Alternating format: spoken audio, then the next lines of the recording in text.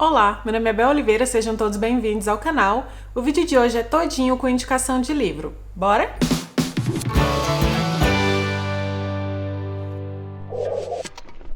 Este já é o terceiro ou quarto vídeo aqui do canal que a gente faz indicando livros, e é uma coisa que eu gosto muito de fazer porque as pessoas às vezes me perguntam o que eu tô lendo, o que eu quero ler, e esse é um compilado dessas coisas. Eu escrevi um post no meu blog que tá aqui embaixo, se você quiser dar uma olhadinha depois, onde eu indiquei 21 livros acho que 21 livros pra ler durante a quarentena. Eu sei que teve gente que não pôde fazer a quarentena, eu sei que tem gente que não fez porque não quis, esse não é o mérito da questão, é só porque eu realmente gosto de compartilhar as coisas que eu ou li ou estou querendo ler no momento, né? Então esse vídeo é exatamente pra isso. E se você tá no mesmo planeta que eu, você percebeu que nas últimas semanas tem acontecido uma movimentação de pessoas em relação ao movimento Black Lives Matter, no Brasil Vidas Negras Importam, onde as pessoas negras têm protestado, reivindicado o seu direito pela vida, que é o básico, e aí tem pessoas brancas, algumas que estão apoiando, outras que estão só surfando na onda, sim, mas enfim, a gente não tá aqui pra discutir isso. Eu aproveitei esse momento pra trazer livros de pessoas negras, todas pessoas negras, é um misto de brasileiros e estrangeiros, alguns falam especificamente sobre a questão do racismo, outros são romances, né, assim, enfim, adaptações, ainda que fictícias, entre aspas, mas que também tratam da vida real dessas pessoas, baseadas em fatos reais. Dessa vez, todos os livros que eu tenho pra mostrar são livros digitais, alguns inclusive eu nem tenho aqui, porque eu não consegui comprar, eu acho que um ou dois, porque ainda não encontrei no formato de e-book, né, mas a maioria deles tá aqui no meu leitor digital e eu vou mostrar pra vocês. A gente vai começar com Olhos d'Água, da Conceição Evaristo, não vai dar pra ver, mas tá aparecendo a imagem bem aqui, assim, ó, e aí a gente pode falar um pouquinho da Conceição Evaristo pra começar. A Conceição é mineira, nascida em Belo Horizonte, ela é escritora, romancista, poetisa e ensaísta. É um livro de contos e ele foi publicado em 2014. Conta a história de várias mulheres, que a gente não sabe exatamente se são várias mulheres ou uma mulher só em diferentes fases da vida, e aí a contracapa fala assim: vi só lágrimas e lágrimas, entretanto ela sorria feliz, mas eram tantas lágrimas que eu me perguntei se minha mãe tinha olhos ou rios caudalosos sobre a face, e então compreendi, minha mãe trazia serenamente em si águas correntezas, por isso prantos e prantos a enfeitar o seu rosto. A cor dos olhos da minha mãe era a cor de olhos d'água, águas de mamãe Oxum. Rios calmos, mas profundos, enganosos para quem contempla a vida apenas pela superfície. Sim, águas de mamãe Oxum. Os contos desse livro basicamente tratam da vida de mulheres negras, né, em várias fases, adultas, crianças, e são um choque de realidade para quem tá acostumado a não pensar muito nas questões sociais. O livro parte das vivências da Conceição Evaristo, tanto é que o estilo de escrita dela se chama escrevivência, né, que é uma mistura de escrita com vivência, e eu acho que vale muito a pena para você começar a perceber que existem outras pessoas pra gente pensar quando a gente lembra de literatura, mulheres que escrevem no Brasil. A Conceição é um exemplo que a gente deve se espelhar por aí. O próximo livro da lista se chama Memórias da Plantação, Episódios de Racismo Cotidiano, da autora que se chama Grada Quilomba. A Grada Quilomba, ela é escritora, psicóloga e artista multidisciplinar. Ela é nascida em Lisboa, em Portugal. Esse livro especificamente é um livro muito interessante porque ele vem dividido aqui em capítulos, obviamente, como qualquer livro, mas os capítulos são como pequenos contos, né? Então, tem, por exemplo, o capítulo número 6 que fala Políticas do Cabelo, dividido em 4 tópicos. As pessoas costumavam tocar no meu cabelo, invadindo o corpo negro. Com licença, como você lava o seu cabelo? Fantasia sobre sujeira e domesticação colonial. Eu e meu cabelo natural. Cabelo, mulheres negras e consciência política. E ele cheirou meu cabelo e fez uma associação com macacos. Fantasias selvagens brancas, amor e a Vênus negra. Então, é um livro muito interessante. Essa é só uma parte, né, dos capítulos. Eu vou ler um pedacinho aqui pra vocês, o que resume a obra. Memórias da Plantação é uma compilação de episódios cotidianos de racismo, escritos sobre a forma de pequenas histórias psicanalíticas. Das políticas de espaço e exclusão, às políticas do corpo e cabelo, passando pelos insultos raciais, Grada Quilomba desmonta, de modo incisivo, a normalidade do racismo, expondo a violência e o trauma de ser colocado como outro ou outra. Publicado originalmente em inglês em 2018, Memórias da Plantação tornou-se uma importante contribuição para o discurso acadêmico internacional. Obra interdisciplinar que combina teoria pós-colonial, estudos da branquitude, psicanálise, estudos de gênero, feminismo negro e narrativa poética. Essa é uma reflexão essencial e inovadora para as práticas descoloniais. Então, como vocês viram, esse livro foi publicado em 2008 e no Brasil só chegou em 2019.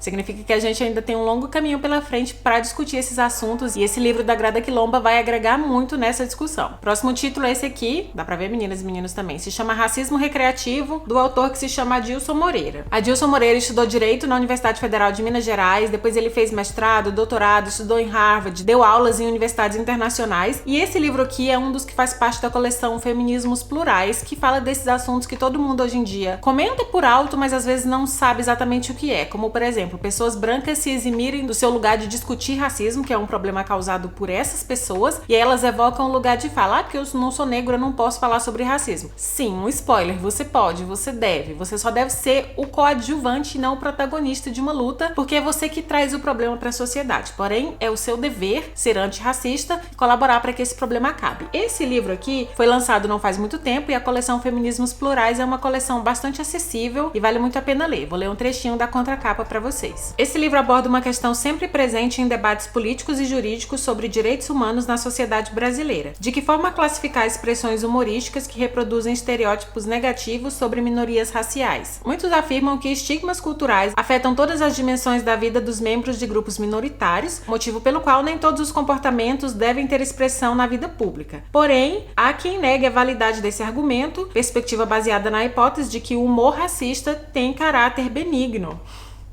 Como teorias psicológicas demonstram, o humor também expressa ódio racial, evidência de que ele pode ser usado para promover a marginalização. Estamos diante de um discurso e de uma prática de caráter estratégico que permite a busca de satisfação psicológica de pessoas brancas por meio da afirmação de uma suposta superioridade racial, ao mesmo tempo que mantém o interesse delas de preservar uma imagem social positiva. Qualquer semelhança com os humoristas brasileiros não é mera coincidência. Então corra e compre esse livro. O próximo livro eu não tenho ele aqui em mãos porque eu não consegui achar a versão dele em e-book, mas ele se chama Quarto de Despejo e é um dos livros que eu mais tenho vontade de ler. Tanto é que eu sei praticamente tudo sobre a obra, só me falta, ter o livro em mãos para poder ler. A gente vai falar um pouquinho sobre a Carolina Maria de Jesus, que também nasceu em Minas Gerais, escritora, compositora e poetisa. Eu já falei num vídeo aqui do canal, onde você pode encontrar, foi um vídeo pro Dia das Mulheres, onde eu indiquei mulheres que valem a pena conhecer. A Carolina tava no meio. Se você quiser saber um pouquinho mais da história, depois clica aqui pra ver. A Carolina tem uma história muito comovente e ela foi uma das primeiras escritoras negras do Brasil. Só pra vocês terem uma ideia, ela é contemporânea da Clarice Lispector. E todo mundo no Brasil conhece a Clarice Lispector, Então a gente sabe, sem entrar em mérito de quem escrevia melhor, quem tinha mais talento, a gente sabe que a estrutura que fez todo mundo conhecer a Clarice Lispector foi a que fez nem todo mundo, até hoje, anos e anos depois que ela morreu, saber quem é Carolina Maria de Jesus. Vou falar um pouquinho sobre a obra pra vocês. Do Diário da Catadora de Papel Carolina Maria de Jesus, surgiu esse autêntico exemplo de literatura verdade, que relata o cotidiano triste e cruel da vida na favela. Com uma linguagem simples, mas contundente e original, a autora comove o leitor pelo realismo e pela sensibilidade na maneira de contar o que viu, viveu e sentiu durante os anos que morou na comunidade do Canindé, em São Paulo, com seus 3 filhos. Ao ler esse relato, verdadeiro best-seller no Brasil e no exterior, você vai acompanhar o duro dia a dia de quem não tem amanhã e vai perceber com tristeza que, mesmo tendo sido escrito na década de 1950, esse livro jamais perdeu a atualidade. Apaixonada por livros, ela alimentava sonhos e desabafava sua triste realidade nas folhas encardidas dos seus cadernos, que mais tarde tornaram-se públicas por meio dessa obra única. Carolina tem várias obras escritas, algumas delas foram publicadas enquanto ela ainda estava viva, como por exemplo é o caso do Quarto de Despejo. Ela morreu em 1977, pobre, sem ver o dinheiro que ela merecia e sem ter o reconhecimento que ela merecia pela grandeza da obra. O total de dinheiro que ela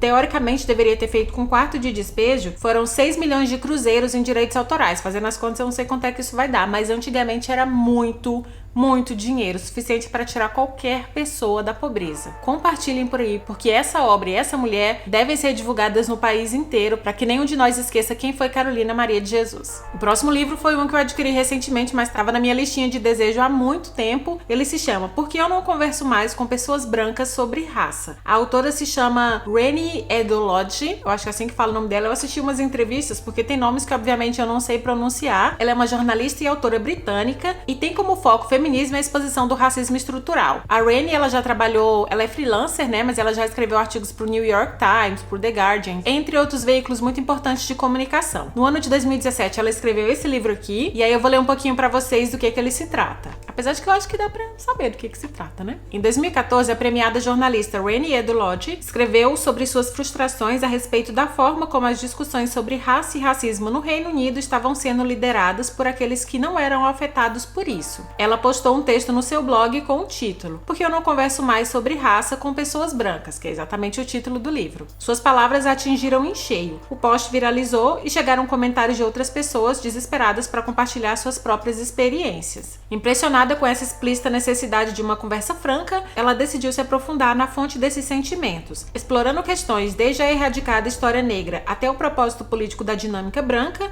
do feminismo branqueado, até a intrínseca relação entre raça e classe. Rennie proporciona uma oportuna e essencial estrutura nova de ver, reconhecer e combater o racismo. Eu sei que tem muitas pessoas que me acompanham aqui no canal que se consideram antirracistas, mas eu preciso falar sobre o racismo antes de mais nada e saber que é uma estrutura, que você, que é uma pessoa branca, que faz parte dessa estrutura, por regra, você é sim racista. Você foi criado num espaço, você está inserido numa sociedade, então você precisa primeiro dar o primeiro passo, e o primeiro passo é reconhecer que você é racista. Esse livro aqui ajuda muito a ter uma dimensão de como é que as outras pessoas que são atingidas pelo racismo se sentem. Procurem, é um livro que realmente vale muito a pena ler e divulgar por aí. O próximo livro eu também não tenho em mãos porque eu não encontrei a versão e-book dele ainda. Ele se chama Precisamos de Novos Nomes, tá aparecendo aqui, né? Eu acho, em algum lugar aqui. A autora se chama Noviolet Bulawayo, acho que estou pronunciando corretamente. Ela nasceu e foi criada no Zimbábue, na África, e esse livro é o romance de estreia dela, que foi publicado originalmente em 2013. Esse livro que fala de crianças, aqui tá dizendo assim, crianças com nomes peculiares, né? Essas crianças, a cada dia tentam fugir de Paraíso, o aglomerado de barracos de zinco, onde elas e suas famílias vivem, desde que suas antigas casas foram demolidas violentamente a mando do governo. As fugas são para perto, para Budapeste, o bairro vizinho onde roubam goiabas no quintal da casa de famílias brancas e ricas. Ou ainda com as brincadeiras que criam para se distrair cotidianamente, sem escola e sem comida. As fugas acontecem também quando sentem um misto de vergonha e empolgação ao se aglomerarem ao redor de carros das ONGs que lhe trazem presentes e roupas inadequadas. Acontece bastante no Brasil, né? As pessoas irem para países do continente africano e aquela coisa de foto.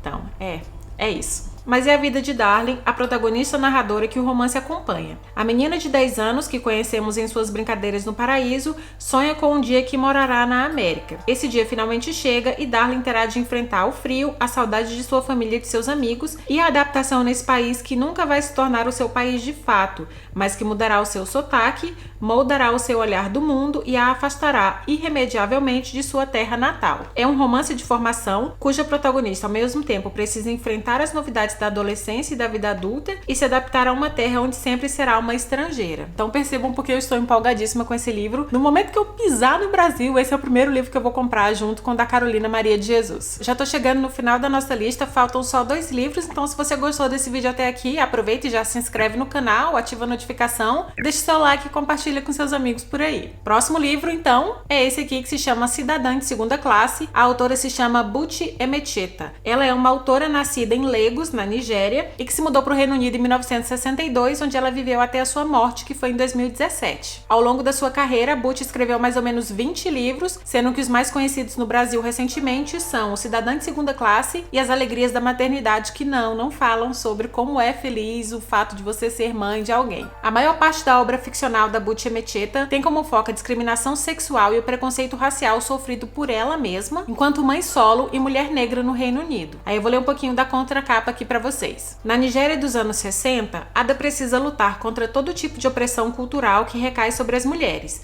Nesse cenário, a estratégia para conquistar uma vida mais independente para si e seus filhos é a imigração para Londres. O que ela não esperava era encontrar, em um país visto por muitos nigerianos como uma espécie de terra prometida, novos obstáculos tão desafiadores quanto os da sua terra natal. Além do racismo e da xenofobia que Ada até então não sabia existir, ela se depara com uma recepção nada acolhedora de seus próprios compatriotas, enfrenta a dominação do marido, a violência doméstica e aprende que, dos cidadãos de segunda classe, espera-se apenas submissão. É um livro realmente maravilhoso, eu comecei a ler agora, mas eu recomendo para todo mundo e recomendo também As Alegrias da Maternidade e qualquer outro tema que você encontrar por aí da Buchi Emecheta. Por último, mas não menos importante, a gente tem aqui Úrsula. Eu tenho essa capa, mas a capa que vocês estão vendo aí é uma outra. Foi feita pela Gabriela Pires, que é uma ilustradora e designer, e eu acho que ela soube captar muito bem toda a essência desse livro na ilustração de capa. Mas vamos falar da autora, a maravilhosa Maria Firmina dos Reis. Ela foi uma escritora e educadora nascida em São Luís, no Maranhão, minha conterrânea, e ela é considerada a primeira romancista negra do Brasil. O romance Úrsula foi publicado em 1859,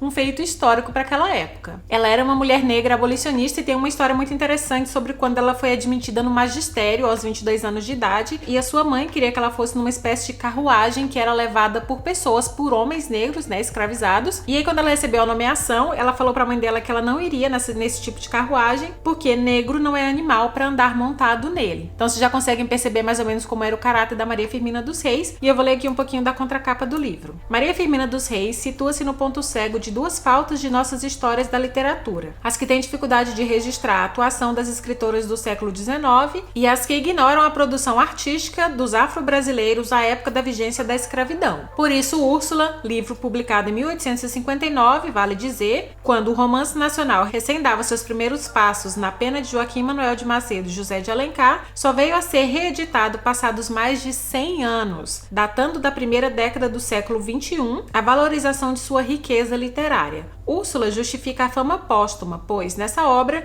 se discutem temas que ainda hoje não perderam a atualidade, como o racismo, a perda da liberdade e a opressão feminina. Fruto de uma escritora consciente da sua condição de mulher negra, militante das causas de educação, Úrsula é uma leitura necessária por quem queira conhecer o Brasil profundo, aquele que nem sempre as histórias da literatura deixam entrever. Então é isso, é assim que eu encerro o vídeo de hoje. Eu espero que vocês tenham gostado. Deixem um like pra gente saber que vocês gostaram, se inscrevam aqui no canal, a gente fala de vários assuntos, fala de viagem. Estamos viajando? Não estamos viajando, né? Porque o mundo inteiro ainda está em quarentena, embora a gente já esteja no processo de saída por aqui, ainda não está liberado para fazer o que a gente fazia antes, ninguém nem sabe quando é que isso vai acontecer. Por isso, a dica dos livros: usem o tempo de vocês para aprender sobre esses temas que são importantes, leiam autores e autoras negras, acompanhem criadores negros na internet, porque é muito mais importante do que você publicar uma foto com fundo preto na rede social, porque tá todo mundo fazendo. Acompanhem esses e outros autores que tem por aí, compartilhem com os amigos de vocês nas redes sociais. A gente tem um Padrim, que é para o apoio financeiro do canal, se você quiser apoiar a gente. O apoio é a partir de R$1. Para quem apoiar a partir de R$10, a gente tem recompensas com livros. Que livros são? A gente tá fazendo uma curadoria para ver quais são os livros, mas se você colaborar a partir de R$10, você já tá participando. A gente também tem um podcast, que é o Broadcast, que tá passando por aqui. Comenta aí embaixo para mim quais livros você já leu, quais você não conhecia. Me deixa dicas de livro também. A gente se vê no próximo vídeo. Um beijinho.